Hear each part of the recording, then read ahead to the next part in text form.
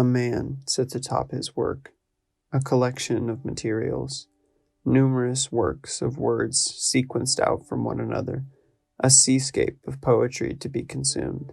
In New York, the hands of a merchant match the feet of pedestrians trotting about.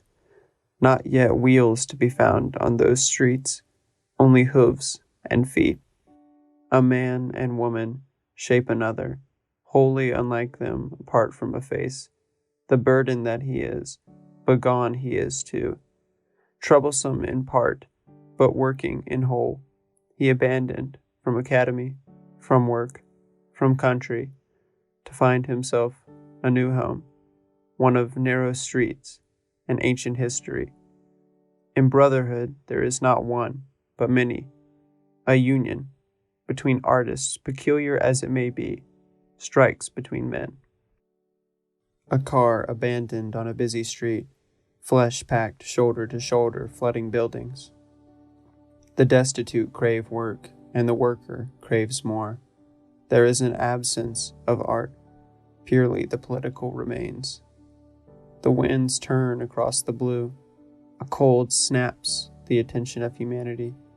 Steel meets flesh in the most unforgiving of ways. Flesh meets leather, which sinks into mud. Beyond harbors and land there is blood.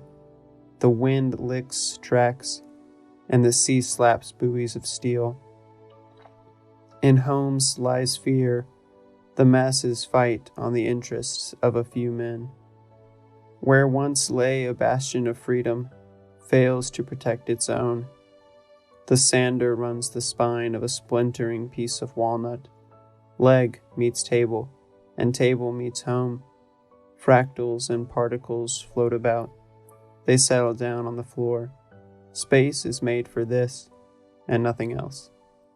Of music, there is little to say, until pen meets paper, and the formless becomes of form. Materials become whole from thoughts. Ink blots itself into the observable, shepherded by thought and motion, bounded to one another in a clasp of leather. Till there is a second, more numerous than the last, then a third. Hands and mouths make known the words on brittle pages, then to be gilded and remembered.